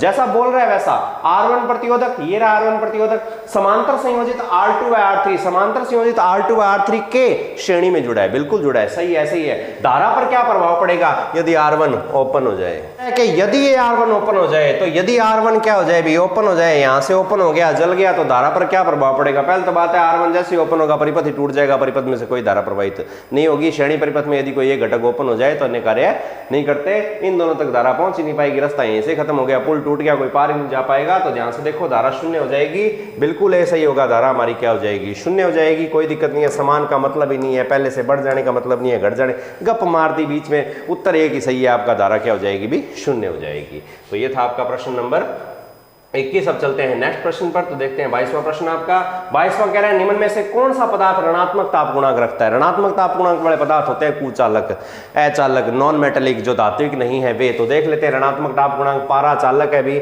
ये ऋणात्मक नहीं रखता, ये पॉजिटिव रखता है, ये पॉजिटिव टेम्परेचर कोएफिशिएंट वाला है। पीवीसी अचालक है, बिल्कुल सही बात है, ये नेगेटिव टेम्परेचर रखता है। टंगस्टन चालक है, ये भी पॉजिटिव रखता है। उपरोक्त सभी हो नहीं सकते क्योंकि हमारा उत्तर पहले ही मिल गया, यानी कि पीवीसी। चलते हैं नेक्स्ट क्वेश्चन पर। जो आसान क्वेश्चन उनको स्किप कर सकते हैं जल्दी, कोई दिक्कत नहीं है। किरचॉफ का वोल्टा नियम लागू होता है, कहाँ लागू होता है भी? नोड पर, नोड या जंक्शन पर किरचॉफ का वोल्टा नियम लागू नहीं होता। लूप में, बिल्कुल सही बात है, लूप, एक बंद लूप के अंदर किरचॉफ का नियम लागू होता है। आगे हम बताऊंगा मैं। नोड व लूप दोनों पर लागू नहीं होता, एक पे होता है, किसी में भी नहीं, हो ही नहीं सकता। किरचॉफ का नियम कहीं ना कहीं तो लागू होता ही है। ए और बी में से एक सही था, जो बी सही था आपका। चलते हैं नेक्स्ट प्रश्न की ओर। अगला प्रश्न है इन सीरीज सर्किट, एक सीरीज सर्किट में which of the following quantity, कौन सी इनमें से मात्रा है, क्वांटिटी है, remains same through out the circuit. यानी कि एक पूरे सीरीज परिपथ के, थ्रू आउट सर्किट का मतलब है पूरे सीरीज सर्किट के अंदर, संपूर्ण सर्किट के अंदर निम्न में से कौन सी मात्रा है जो समान रहती है। श्रेणी परिपथ के अंदर किसका मान समान रहता है? सीधे शब्दों में यही प्रश्न था, ज्यादा मुश्किल नहीं था, अंग्रेजी में दे दिया। देने जरूरी है क्योंकि आपके पेपर हिंदी अंग्रेजी दोनों में आते हैं ना। अब आप कहोगे जी हिंदी में और अंग्रेजी में दोनों थे तो कौन दो, तो कोई बात को नहीं, थोड़ा थोड़ा देने ला रहे हो। आगे से जब व्यवस्थाएं हो जाएंगी, जब टाइपिंग अंग्रेजी में करने वाला कोई मिल जाएगा मेरे को तो मैं कर दूंगा, हिंदी वाली तो मैं खुद ही कर लेता हूँ, कोई दिक्कत ही नहीं है। तो अब देखते हैं कौन सी मात्रा सीरीज परिपथ के अंदर समान रहती है। तो सीरीज परिपथ के अंदर धारा क्या रहती है? भी समान रहती है। उत्तर मिल ही गया है। नेक्स्ट पे चलते हैं। अगला प्रश्न आ गया, प्रदर्शित चित्र में 3 ओम के प्रतिरोध की धारा का मान क्या होगा। ये लगा हुआ जी 3 ओम का, कईयों को शायद दिख नहीं रहा होगा, जूम ज्यादा हो गया।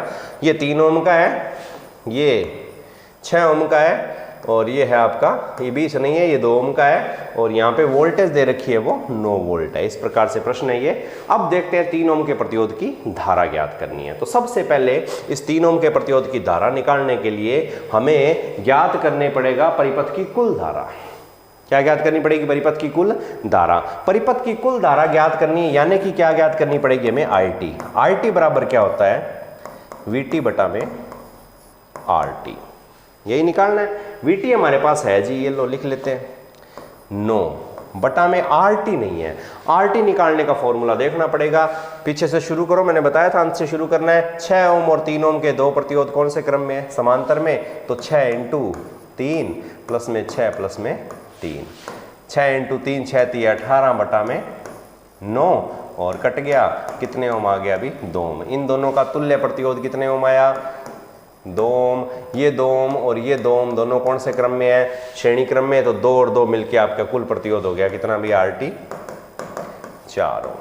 कितने ओम हो गया? 4 ओम। लगा दो 4 ओम, ये लो 9 में 4 का भाग लगाओ तो आपकी आईटी आ जाएगी 2.25 एम्पेयर। अभी उत्तर नहीं आया, कई जनों ने टिक लगा दिया था, SCG आ गया है। अब भी उत्तर नहीं आया क्योंकि अभी तो सिर्फ आईटी निकली है। मैं तो कुछ और ये पूछेगा, कुल धारा बताओ। आपको दिया गया 3 ओम के प्रतिरोध की धारा बताओ। कईयों का जैसे 2.25 आया फूंड गया, हमारा तो आगे की डांग आगे थारो पूछो के कर के दियो थे, ठीक है ना। तो 2.25 एम्पेयर आपका उत्तर सही नहीं है, सब्र करते हैं। अब आईटी तो आ गई, ठीक है। रास्ते में 2 ओम का प्रतिरोध था, तो यहां वोल्टेज कितनी है अभी? इन दोनों सिरों पर वोल्टेज का मान कितना है पहले तो ये पता होना चाहिए, क्योंकि रास्ते में 2 ओम का है, ये भी वोल्टेज ड्रॉप करेगा। तो यहां से धारा चली 2.25 एम्पेयर की। कितने एम्पेयर की? 2.25 एम्पेयर की। फिर यहां से पार निकलेगी, वो एक अलग बात है, श्रेणी में है तो धारा समान रहेगी, कोई दिक्कत नहीं है। अब 2.25 एम्पेयर की धारा है, 2 ओम के प्रतिरोध में से प्रवाहित हो रही है। इसने कितनी वोल्टेज ड्रॉप की? इसने वोल्टेज ड्रॉप कर ली 2 × 2.25, ठीक है ना। तो ये आ गया आपका V1 मान लेते हैं, इसको R1 मान लिया तो इसकी वोल्टेज का ड्रॉप आ गया 4.5 वोल्ट। तो इसने 4.5 वोल्ट 9 में से रख ली। तो कई कहेंगे जी 4.5 मारो उत्तर आ गया 4.5, को नहीं आए हो, रुक जाओ अभी सब्र करो थोड़ा सा, ठीक है ना। तो इसने 4.5 वोल्टेज रखी, तो यहाँ वोल्टेज कितनी बची भी? 4.5 ही बची। 9 थे, 4.5 उसने रख ली, 4.5 इसने रख ली, तो यहाँ तो यहाँ इस सिरे पर, इस सिरे पर, इस सिरे पर और इस सिरे पर कितनी वोल्टेज उपलब्ध है भाई? इन दोनों सिरों पर भी 4.5 है, इस दोनों सिरों पर भी 4.5 है। तो हमें 3 ओम का निकालना है। 3 ओम के सिरों पर यहाँ वोल्टेज कितनी उपलब्ध है भी? इन दोनों सिरों के बीच में, इनके बीच में उपलब्ध है 4.5। तो V हमारे पास आ गया 4.5। R हमारे को पता है कितना है? 3। तो 3 का भाग 4.5 में लगाओ, 3 एकम 3, 15 3 45, तो ये आ गया 1.5। और 15 3 45 वाला तरीका मैंने तो कर लिया, पॉइंट लगे हुए, ध्यान रखना। तो अब आपका उत्तर आएगा 1.5 एम्पेयर। ये सही है ना, ये सही है ना, वो सही है, तो ये सही है। तो इसका उत्तर आ गया ए। थोड़ा सब्र रख के आराम से तसल्ली से सवाल किया करो, जो पूछा गया उस पर गौर किया करो। ये मत किया अगर सवाल कर लिया गुणा भाग करके उत्तर सारों के आ जाएंगे। मुझे पता है गुणा भाग आते हैं, आपको सिखा दूंगा अच्छी तरह से, कोई बात नहीं, धीरे धीरे चलते हैं नेक्स्ट पर। नेक्स्ट क्वेश्चन है, एक संधि की ओर आने वाली धाराएं हैं आने वाली तीन धाराएं क्रमशः I1 I2 I3 है। किरचॉफ के नियम है, अभी करवाई नहीं है, कोई बात नहीं है, जंक्शन है, इसकी तरफ आ रही है धाराएं, ये रही 3 आने वाली पे निशान ऐसे देते हैं, ये I1, ये I2 और ये आपकी I3। जो कह रहा है वो कर दो। संधि से दूर जाने वाली धाराएं I4 व I5 है। किरचॉफ के नियम से बता रहे हैं, ये दूर जा रही है जी, ये लो, ये I4 मान लेते हैं, ये I5 मान लेते हैं। तो I4 व I5 दूर जाने वाली धाराएं हैं, ठीक है। तो निम्न में से कौन सा कथन सत्य है? तो किरचॉफ का नियम यदि याद होगा तो पता लग जाएगा कि I1 + I2 + I3 - I4 - I5 बराबर 0। बिल्कुल सही बात है जी, सत्य है, ठीक है। रटे सिक्के लगा रखे हैं। नेक्स्ट, अपने को उत्तर अपना मिल गया, बाकी आप दुनिया के बाकी अपने को अपना उत्तर मिल गया, बाकी आप क्या करना है, ठीक है ना। तो अपने को तो अपना उत्तर मिल गया, अब बाकी ऑप्शनों से अपने क्या करना है, कॉन्फिडेंस में पूरा। किरचॉफ का नियम तो हमारा अच्छी तरह याद है, तो याद की कौन धन है, तो ऑप्शन बी देखते हैं भी। I1 + I2 + I3 बराबर I4 + I5 होता है कि नहीं होता? बिल्कुल होता है। सिग्मा, ठीक है ना, सिग्मा जो निशान लगवाया था, सिग्मा I बराबर 0 का था। सिग्मा I बराबर 0 कब होगा? जब I1 I2 I3 बराबर होंगे I5 और I4 के योग के, ठीक है ना। इसका पक्षांतरण बदल के जब इस तरफ लेके आएंगे तो ये प्लस के थे, इधर आके किसके हो गए? माइनस के। दोनों सिमिलर है, ध्यान रखना। नेक्स्ट, तीसरे में थोड़ी सी डाउट हो जाती है, ओ यहाँ किया है I1 + I2 तो ठीक है, I4 + I5 - I3, बिल्कुल माइनस का I3 लगाने का कारण है I3 की दिशा जो है इन दोनों की दिशाओं से विपरीत है। ये तो प्लस के आएंगे, ये माइनस का, उत्तर सेम ही आएगा, चाहे आंकड़े रख के कर लेना। किरचॉफ का नियम आने दो, सब समझा दूंगा, कोई दिक्कत नहीं है। तो ये कर लोगे सवाल, कर ही लिया, कर क्या लोगे, करना था ये तो आपको जिस समय, उस समय तो आपने उत्तर गलत दे दिए। नेक्स्ट पे चलते हैं अभी। किरचॉफ का धारा नियम किस नियम से संबंधित है, संदर्भित है, किस नियम से मिलता जुलता है? तो किरचॉफ का धारा नियम और वोल्टेज नियम दोनों ही कुछ नियमों से मिलते हैं।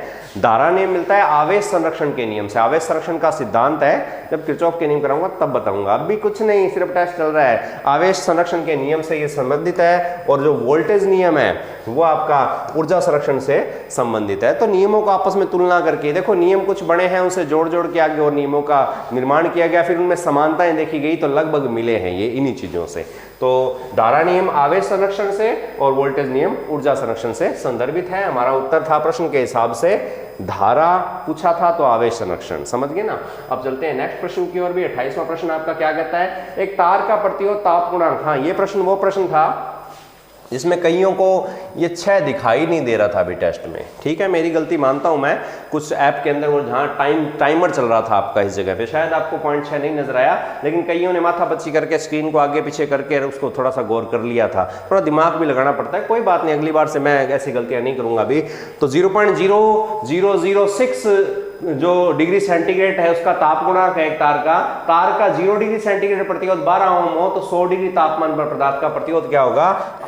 RT निकालने का फॉर्मूला आपको बताया था। RT बराबर होता है R0 ब्रैकेट में 1 + अल्फा × TK। वैसे तो डेल्टा T आना चाहिए, डेल्टा T या T2 - T1। यहाँ पर एक चीज का तापमान जब 0 डिग्री है तो T2 - T1 100 - 0 करोगे तो 100 ही बचेगा, सीधा हम TV लिख सकते हैं, कोई दिक्कत नहीं है। R0 आपका दे रखा है इसके अंदर 12 ओम, 1 + अल्फा आपका दे रखा है 0.0006 × T आपका दे रखा है 100, ठीक है ना। इसको सॉल्व कर लेते हैं, पॉइंट हटा देंगे तो बटा में 1 2 3 और 4 0 लग जाएगी, 2 0 से 2 0 कट जाएगी। इसको जब किया सॉल्व तो हमारे पास बच गया जी 12 ब्रैकेट में 1 + में 6/100, 100। 6 में 100 का भाग लगाओगे, इसको सॉल्व भी करके लिख देते हैं। 6 में 100 का भाग लगाया तो ये आ गया आपका 0.06, ठीक है ना। 1 जोड़ दिया तो ये 12 प्लस में 12 इंटू में ब्रैकेट खोला अपनों ने, ब्रैकेट जब ओपन किया तो आपका आ गया 12 इंटू 1.06। 12 का गुणा जब 1.06 से करेंगे तो 12 एकम 12, 12 छिका 72, तो 12.72 उत्तर आपका आ जाएगा। बहुत आसान था, कोई मुश्किल नहीं था। चलते हैं नेक्स्ट प्रश्न की ओर भी। अगला प्रश्न आपका आता है कि कार्बन एक रिक्त स्थान पदार्थ है। कार्बन क्या है भी बहुत बारी बात हो चुकी है। कार्बन एक सेमीकंडक्टर है, अर्धचालक है। कई कहते हैं जी कार्बन जो है चालकों की श्रेणी में रखा हुआ है। रखा होने से कुछ नहीं होता, ध्यान रखना। किताबों में गलतियां हो जाती है, उन गलतियों को यदि पढ़ लोगे तो फिर वही बात, रट्टे तो लगाने नहीं है, आप लगाए जा रहे हो। आप उसकी मूल व्याख्या पर जाओ, संरचना पर जाओ। कार्बन एक ऐसा पदार्थ है जो एटॉमिक स्ट्रक्चर, यानी एटॉमिक स्ट्रक्चर क्या सॉरी जो पीरियोडिक टेबल में 6ठे नंबर पे आता है, मतलब इसके पास 6 इलेक्ट्रॉन है। इसकी पहली कक्षा में 2 इलेक्ट्रॉन, दूसरी में 4, जिसकी अंतिम कक्षा में 4 इलेक्ट्रॉन। वो किस प्रकार का गुण वैद्युतिक रखता है, तो वो अर्धचालक का गुण रखता है। तो कार्बन एक सेमीकंडक्टर है, अर्धचालक है, याद रख लेना भी। अब चलते हैं नेक्स्ट क्वेश्चन पर। नेक्स्ट आपका क्वेश्चन है, एक विद्युत केतली का प्रतिरोध 50 ओम है, इसे 230 वोल्ट की सप्लाई से जोड़ा जाए तो धारा ओम के नियम से क्या ज्ञात करनी है। धारा बराबर होती है V बटा में R। V है 230 बटा में प्रतिरोध है 50, 0 से 0 कटेगी, 23 में 5 को भाग तो था नहीं देना पड़सी, 5 चौका 20 तो 4 पॉइंट कुछ आपका उत्तर आ जाएगा। नेक्स्ट प्रश्न पे आ जाओ भी। वह युक्ति चुनिए जिससे विद्युत धारा का ऊष्मीय सिद्धांत प्रदर्शित न हो। मैंने ये नहीं लिखा कि निम्न में से कौन सी युक्ति है जो विद्युत धारा के ऊष्मीय सिद्धांत पर कार्य नहीं करती। मैंने ये लिखा है कि वो युक्ति बताओ जिसमें ऊष्मीय सिद्धांत प्रदर्शित ही नहीं होता, ऊष्मा पैदा ही नहीं होती। ये पूछा है, ना कि ये पूछा। कई उल्टा लेके चलते हैं, कौन सी युक्ति है जो ऊष्मीय ऊर्जा उत्पन्न करती है या ऊष्मीय सिद्धांत पर कार्य करती है, ये समझ लिया कईयों ने। दिक्कत होती है, मेरे को पता है, लेकिन प्रश्न थोड़ा सा चेंज किया है मैंने, मॉडिफिकेशन है इसमें। रासायनिक सेल जब कार्य करता है, चाहे उसको चार्ज करो डिस्चार्ज करो, गर्म होता है, उसमें सिद्धांत प्रदर्शित होता है। डीसी मोटर चलेगी, गर्म होगी, वो हीट लॉसेस जाके देखेंगे, ये भी उसमें सिद्धांत प्रदर्शित करती है। सोडियम वेपर लैंप भी उसमें सिद्धांत प्रदर्शित करता है, वो भी गर्म होता है, काम करता है। एक बात ध्यान रखना, कुछ जैसे वैज्ञानिक है जिनके नियम अटल सत्य हैं, चाहे धारा एसी हो चाहे डीसी हो, समान रूप से लागू होते हैं, जैसे हमारे ओम का नियम, जैसे हमारे जूल का नियम। तो जूल देवता ऐसे देवता है जिनके हर जगह धोख लगाई जाती है, कोई दिक्कत नहीं है। इनमें से कोई नहीं, यानी कि ऐसा कोई भी नहीं है जिसमें प्रदर्शित न हो, इन सभी में प्रदर्शित होता है, इन सभी में प्रदर्शित होता है, ध्यान रखना। इसलिए इनमें से ऐसा कोई भी नहीं है जिसमें ये ऊष्मीय सिद्धांत है वो प्रदर्शित न हो। तो ये चीज है भी। नेक्स्ट प्रश्न आता है, चित्र में प्रदर्शित औजार क्या है। बहुत सोच समझ के, कई बार कई जगह ढूंढा, फिर गूगल पे मिला ये डायग्राम, मेरे को भी दिमाग में था कुछ और, चल कुछ और रहता है। प्रश्न ऐसे देने हैं कि आप लोग कंफ्यूज हो जाओ, और आप कंफ्यूज हो गए। आप लोगों ने ठोक दिया जी ये लॉन्ग नोज प्लायर है, लेकिन ये नोज प्लायर नहीं है। ध्यान से इसकी आगे वाली टिप को देखो, ठीक है ना। ये लॉक प्लायर, क्या ये lock plier, ring lock plier. कई मशीनों की शाफ्ट के ऊपर बैरिंग लगाने के बाद, कपलिंग लगाने के बाद एक गोल रिंग लगती है, इस प्रकार से, इस प्रकार की एक रिंग लगती है। उसके यहाँ इस प्रकार से डंडी सी यहाँ इसके होल होते हैं। इसको जब इस प्लास में फंसा के इसको खोला जाता है तो ये चौड़ी हो जाती है इस प्रकार से। तो ये रिंग होता है, रिंग लॉक बोलते हैं। इस लॉक को खोलने और लगाने के लिए जिस प्लायर का प्रयोग किया जाता है वो होता है लॉक रिंग प्लायर। तो इसका उत्तर सी से ही होगा। कॉम्बिनेशन प्लायर था, ध्यान ही प्लास थे, अच्छी तरह रटा मार रखा है बिंगा। तो राउंड नोज प्लायर भी हो सकता है, कईयों ने ठोका हो, क्योंकि देखे हो ये तो गोल से हटू नहीं जी, हटू देख लो, ठीक है ना। हाँ, एक और ये स्प्रिंग देखना है, बहुत सारी चीजें एक चीज नहीं है, ध्यान रखना। स्प्रिंग, नोज प्लायर में कभी भी स्प्रिंग नहीं होती, ध्यान रखना। नोज प्लायर में कभी भी स्प्रिंग नहीं होती है, स्प्रिंग सिर्फ लॉक प्लायर के अंदर है। और बहुत सारे आगे आगे देखना, आगे आगे नजारे दिखाऊंगा आपको। टेस्ट जुड़े रहो बस साथ में। टेस्ट सीरीज जिन्होंने ज्वाइन नहीं की थी, जो बच्चे चूक गए टेस्ट सीरीज ज्वाइन करने से, कई पूछते हैं जी अब जुड़ सकते हैं। बिल्कुल आप कब मर्जी जुड़ो, लेकिन यदि आप शुक्रवार तक जुड़ जाओगे तो आप हर शनिवार वाला टेस्ट दे पाओगे। यदि आप शुक्रवार से लेट करते हो तो शनिवार को एंट्री नहीं है, फिर आप नेक्स्ट अगले शनिवार पे जा लगोगे, ध्यान रखना। समझ में आ रही है बात कि नहीं आ रही। आप शुक्रवार, हर हफ्ते आपके पास मौका है, आप जुड़ो, कोई दिक्कत नहीं है। आपको अच्छा लगे जुड़ो, कोई दिक्कत नहीं है। तो टेस्ट सीरीज से जुड़ना है तो आप शुक्रवार से पहले पहले अपनी फीस वगैरह जमा करवा दो तो आप जुड़ जाओगे। अन्यथा अगले बारी पे फिर आपको मौका मिलेगा, जब आपकी इच्छा करे तब जुड़ो। ये ऑप्शन हमेशा खुला रहेगा। हाँ, फीस के बारे में मैं बता देता हूं। अब जो 50 रुपए महीने वाली फीस है वो मैंने बंद कर दिया। अब 1 साल का ही आपका है। अब आपको 499 रुपए ही देने पड़ेंगे, ध्यान रखना। चलो नहीं लिखा गया, बाकी मैं डिस्क्रिप्शन में डाल दूंगा। 499 रुपये 1 साल के आपके लगेंगे और टेस्ट सीरीज आप ज्वाइन कर लेना। अब चलते हैं नेक्स्ट क्वेश्चन के ऊपर भी। नेक्स्ट क्वेश्चन है 55.5 किलो ओम 55.5 किलो ओम ±3% की सहिष्णुता रखने वाले प्रतिरोध की, ज्यादा नहीं पूछा, मानमून नहीं पूछा, घबराओ मत, चौथी पट्टी का रंग पूछा है अभी। अब चौथी पट्टी का रंग निकालने के लिए आपको वैल्यू तो फिर भी निकालनी पड़ेगी, ध्यान रखना। 5.5 किलो ओम है तो 55 किलो ओम है तो 55 इंटू किलो है तो 10 की पावर कितनी भी 3 यानी कि 1000। पॉइंट हटाया इधर से, एक जीरो कट गई तो ये कितना बचा, ये बचा जी इतना ओम ±3%। कितनी पट्टी वाला प्रतिरोध है अभी, यहाँ पे देखो तीसरा अंक जीरो नहीं है तो कम से कम 5 पट्टियों वाला प्रतिरोध है। तो ये हरा, ये भी हरा, ये भी हरा, जीरो बच गई 2, तो 2 वाला होता है आपका लाल। मार्कर भी उसी रंग का है तो लाल रंग है, ऑप्शन ए है, लगा दो, कोई समस्या नहीं आएगी भी। अगला प्रश्न देखते हैं। नेक्स्ट है 70 ओम प्रतिरोध की तार की लंबाई बढ़ाकर 5 गुना व घटा क्षेत्रफल घटाकर 3 गुना कम कर दें तो तार का नया प्रतिरोध क्या होगा। बहुत आसान है, बहुत ही आसान सा फॉर्मूला है। आर बराबर होता है रो एल बटा में ए के। होता है कि नहीं होता, जुगाड़ है ये। रो हमारे पास है नहीं, लेकिन रो की जगह जब भी इस तरह का सवाल आए कि तार की लंबाई बढ़ाकर 5 गुना घटा क्षेत्रफल आधा दुगुना जो भी मान दे, ये सूत्र याद रखना। यहाँ पे रो की जगह आपने क्या रखना है, जो तार का प्रतिरोध था वो रखना है जो पहले था, ठीक है ना। बाकी लंबाई और उसके परिवर्तन देख लेना भी। तो रो यानी कि पुराना प्रतिरोध 70 ओम का प्रतिरोध था, लंबाई बढ़ाकर कितनी कर दी, 5 गुना बढ़ाई है। 5 गुना बढ़ाया तो 5 सीधा आ जाएगा भी। अब घटा क्षेत्रफल घटाकर 3 गुना कम, घटाने का मतलब सीधा 3 नहीं आएगा, घटाने का मतलब 1/3 कर दिया। पहले से 3 गुना कम कर दिया, 1/3 कर दिया, 3 कहां चला जाएगा ऊपर, तो आपका आर आ जाएगा 70 इंटू 5 इंटू 3, तो 5 3 15, 15 7 105, तो ये आ गया 1050 ओम। 80 नहीं है ये 1050 ओम आपका प्रतिरोध आ गया। 1050 ओम आपके लग रहा है क्या, कहीं नहीं लग रहा, तो 1.5 किलो में 1050 को किलो में बदल के देखो, 1000 का भाग दे के देखो, 1.5 किलो ओम आ जाएगा भी। नेक्स्ट प्रश्न पे चलते हैं। 35वां क्या कहता है, समांतर संयोजन में संयोजित अनेक लैंपों में से यदि कोई एक लैंप बर्न यानी कि जल जाए, ओपन हो जाए, अन्य सभी लैंप कार्य नहीं करते, यह कथन है। एक बात लिखी हुई है, सच है कि झूठ है ये बताना है कि समांतर क्रम में अनेक लैंप जुड़े हुए हैं। ये लो जी जैसा बोल रहा है वैसे कर लेते हैं। ये रहा एक लैंप, दूसरा, तीसरा, 50 जोड़ दो, 1000 जोड़ दो, कोई दिक्कत नहीं है। ये वोल्टेज एक बर्न हो गया, ये एक जल गया, बाकी काम नहीं करते। क्या ये बात सही है? नहीं, ये बात बिल्कुल झूठ है ना। तो झूठ है तो काटा झूठ पे लगा दिया, लेकिन ऑप्शन के अनुसार ये असत्य है, बात सही है, ठीक है ना। आपने जो प्रश्न दिया गया है उसके इस प्रश्न की जुबान जो कह रही है, ये जुबान झूठ कह रही है कि झूठ सही कह रही है, तो ये झूठ बात है भी। समांतर संयोजन में संयोजित अनेक लैंपों में से यदि कोई एक लैंप बर्न हो जाए तो अन्य सभी लैंप भी कार्य नहीं करते, ये बात झूठ है। सच क्या है, बिल्कुल अन्य कार्य करते हैं, तो उत्तर आ जाएगा असत्य है, बात ये झूठी है भी। नेक्स्ट प्रश्न देखते हैं भी आपका। अगला प्रश्न आता है, प्रदर्शित चित्र में आर का मान ज्ञात करना है। आसान है, क्या ज्ञात करना है भी, आर निकालना है। बहुत सारे आंकड़े दे रखे हैं, शायद धुंधले हैं, मैं बता देता हूँ। ये 12 वोल्ट है, ये 5 एम्पेयर है, 5.0 लिखा हुआ है, 5, ये 3 ओम है भी, ठीक है ना। और उसकी रेजिस्टेंस वैल्यू हमें ज्ञात करनी है। तो सबसे पहले हम आर टी ज्ञात कर लेते हैं अभी।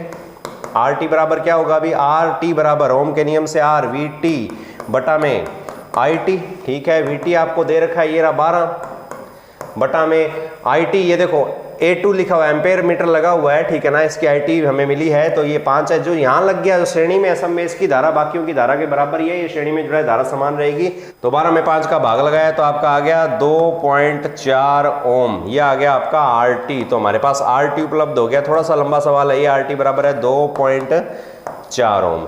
आर टी 2.4 ओम है, ठीक है। यहाँ पर तो कुल प्रतिरोध इन दोनों का था, वो आ गया 2.4 ओम। अब हमें इस आर की वैल्यू ज्ञात करनी है। दो ही प्रतिरोध है, बहुत आसान सा फॉर्मूला है। एक सूत्र है हमारे पास, आर टी बराबर जब दो प्रतिरोध जुड़े हों, R1 into R2, R1 plus में R2, है कि नहीं है, ठीक है। आर टी हमारे पास उपलब्ध है कितना भी, 2.4 बराबर है ये किसके, R1 भी हमारे पास, इसको R1 माना लेते हैं, ये है 3 इंटू R2 बटा में 3 प्लस में R2, कोई दिक्कत नहीं है, कर सकते हैं, ठीक है।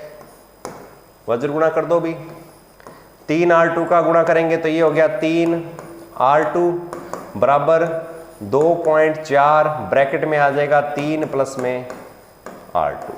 हो गया। आगे सॉल्व करते हैं।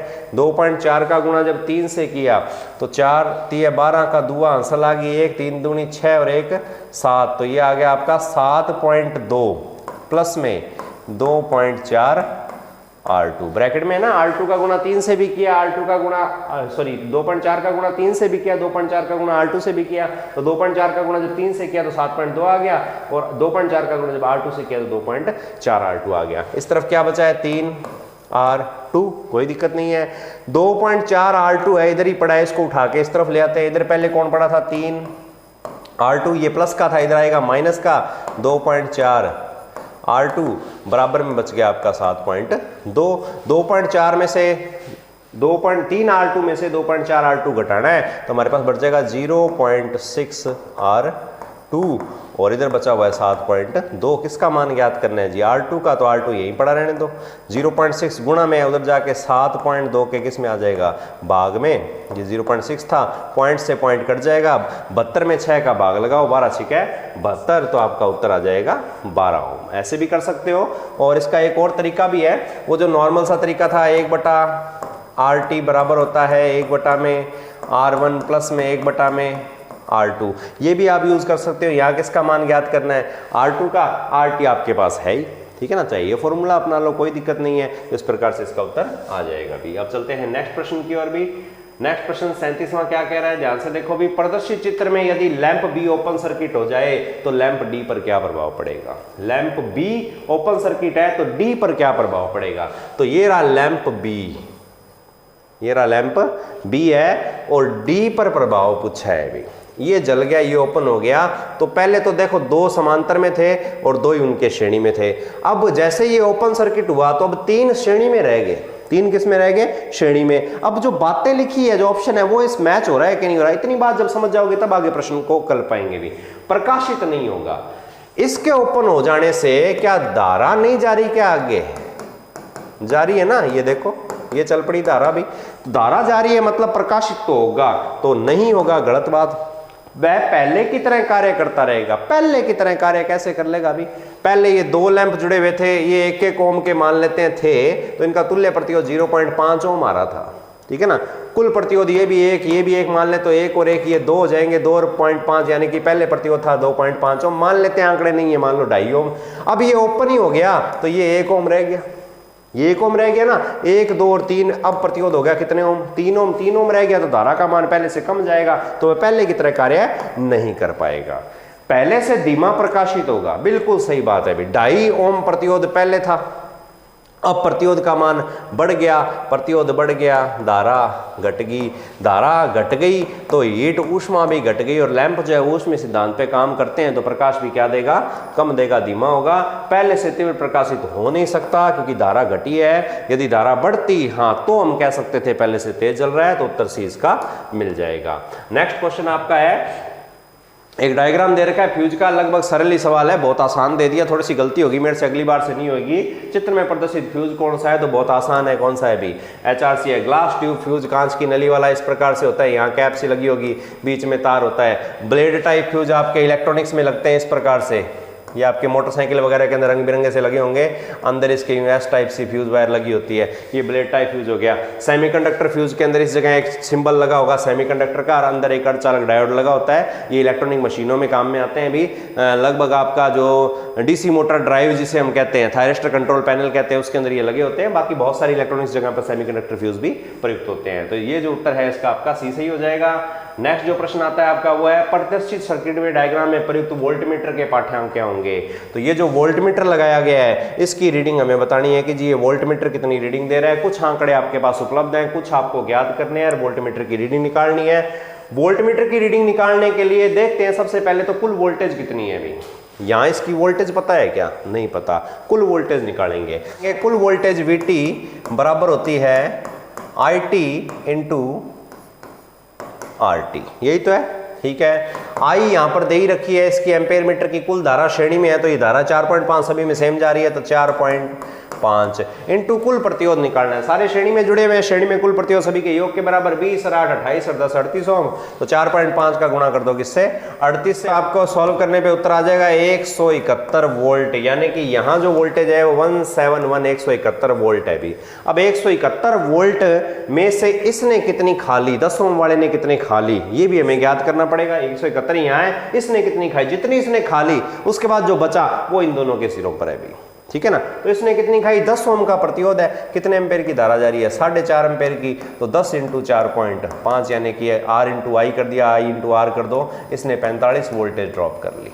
कितनी वोल्टेज 45, 171 में से क्या घटा दो भी 45 घटा दो तो कितना बचेगा 126, तो आपका 126 वोल्ट कहाँ है, ये रहा, ये उत्तर सही हो जाएगा अभी। चलते हैं नेक्स्ट प्रश्न की ओर। अगला प्रश्न कहता है किसी फिलामेंट का ठंडी अवस्था का प्रतिरोध उसकी गर्म अवस्था के प्रतिरोध से कम होने का कारण है कि फिलामेंट का ताप गुणांक रिक्त स्थान होता है। बहुत ही आसान बात पूछी है कि दो अवस्थाएं दे दी, एक तो ठंडी और एक अवस्था कौन सी है, गर्म। ठंडी अवस्था में टेम्परेचर T कम है, ठीक है ना, और गर्म अवस्था में टेम्परेचर T ज्यादा है, ठीक है। अब बात करते हैं इन दोनों स्थितियों में किसके मान पर, प्रतिरोध के मान पर। तो देखते हैं एक किसी फिलामेंट लैंप का ठंडी अवस्था में प्रतिरोध गर्म अवस्था के प्रतिरोध से कम, तो ठंडी अवस्था में प्रतिरोध क्या है, कम है, गर्म अवस्था में प्रतिरोध क्या है, अधिक है, ठीक है ना। यानी कि तापमान बढ़ गया, तापमान बढ़ गया तो प्रतिरोध भी बढ़ गया, तापमान घट गया तो प्रतिरोध भी घट गया। प्रतिरोध का तापमान के साथ बढ़ना और घटना कौन से टेम्परेचर को बताता है, ये बताता है आपके पॉजिटिव टेम्परेचर को। तो पदार्थ का जो ताप गुणांक है वो धनात्मक है। बाकी इस जो प्रश्न का उत्तर है वो बहुत ही आसानी से दे सकते हैं। फिलामेंट लैंप टंगस्टन का बनता है, टंगस्टन धातु है, धातु है तो ताप गुणांक PTC होता है। वैसे भी देख सकते हैं, नजरिया अपना अपना है, कैसे मर्जी देखो चाहे। नेक्स्ट प्रश्न आता है विद्युत धारा घनत्व की इकाई है। घनत्व क्या चीज है कि कितने क्षेत्र के अंदर कितनी चीज उपलब्ध है। एक निश्चित लंबाई और चौड़ाई का एरिया लेना है, 1 × 1 मीटर का एरिया लेना है, इसके अंदर कितनी 1 मीटर लंबा है और 1 मीटर क्या है चौड़ाई, इसके अंदर जितनी भी चीजें उपस्थित है वो उसका घनत्व है। पदार्थ का चुंबकीय फ्लक्स घनत्व भी देखेंगे तो बहुत आसान है। चुंबकीय फ्लक्स घनत्व था, आपको याद हो तो वेबर प्रति मीटर स्क्वायर, तो धारा घनत्व क्या हो जाएगा, तो एम्पेयर प्रति मीटर स्क्वायर, आई या ए भी लिख सकते हो, तो एम्पेयर प्रति मीटर स्क्वायर आ जाएगा। एम्पेयर प्रति वेबर भी नहीं होता, वोल्ट एम्पेयर प्रति कूलाम भी नहीं है, एम्पेयर मीटर प्रति सेकंड भी नहीं है, तो उत्तर होगा धारा घनत्व का एम्पेयर प्रति वर्ग मीटर। नेक्स्ट प्रश्न देखते हैं। अभी इन चीजों को देखेंगे आगे, कार्य शक्ति ऊर्जा आने दो, फिर देना मात्रक बताता हूं आपको मैं। धनात्मक आवेश रखने वाले कण प्रोटॉन का संभावित द्रव्यमान क्या है। पॉजिटिव चार्ज सभी को पता है, उसका द्रव्यमान बताना है, तो याद रखने वाली चीज है भी ये 1.672 × 10⁻⁻27 किलोग्राम है आपके प्रोटॉन का। ये प्रोटॉन का आ गया, 7 4 आ गया, तो ये आपके न्यूट्रॉन का आ गया, और ये तो सबसे अलग ही पड़ा है, माइनस में 31 है, तो ये आपके इलेक्ट्रॉन का आ गया अभी, ठीक है ना। 0 kg हो ही नहीं सकता, तो जो है वो आपके सामने है। नेक्स्ट प्रश्न पे चलते हैं। अभी किस औजार के निर्माण में उच्च कार्बन इस्पात का प्रयोग किया जाता है। हाई कार्बन स्टील वो स्टील होता है जो बहुत ही कठोर होता है। काटने वाले औजारों में, कटिंग टूल्स के अंदर इसका प्रयोग किया जाता है। तो इनमें से देखते हैं। कटिंग टूल, फाइल रेती काटती है, छिलती है, ये भी कटिंग टूल है। Tap and die, tap and die क्या काम में आती है, टेप किसी भी चीज के आंतरिक भाग में चूड़ियां निकालने के लिए टेप, और बाहरी भाग में चूड़ियां निकालने के लिए डाई काम में आती है। कठोर होंगे तभी धातु को छिल पाएंगे। हेक्सा ब्लेड लोहा को कब काटता है, जब एक लोहा कठोर दूसरा नरम होगा। तो हार्ड स्टील तीनों के लिए आवश्यक है। हार्ड स्टील कार्बन की मात्रा जितनी ज्यादा रखेंगे उतना ज्यादा लोहे की कठोरता बढ़ती है। ये चीजें आगे बताऊंगा। तो उपरोक्त सभी में हार्ड स्टील या उच्च कार्बन इस्पात का प्रयोग किया जाता है भी। नेक्स्ट प्रश्न आ गया आपका, प्रदर्शित परिपथ की कुल धारा का मान क्या होगा। देखो भी कैसे होगा, एक सवाल में भी 2 सवाल 3 सवाल हो सकते हैं। इसका उदाहरण आपके सामने स्पष्ट है। देखो प्रतिरोधक जो है कलर कोडिंग, ये प्रतिरोधक की कलर कोडिंग देख लेते हैं। ये हरा है, ये नीला है, ये लाल है।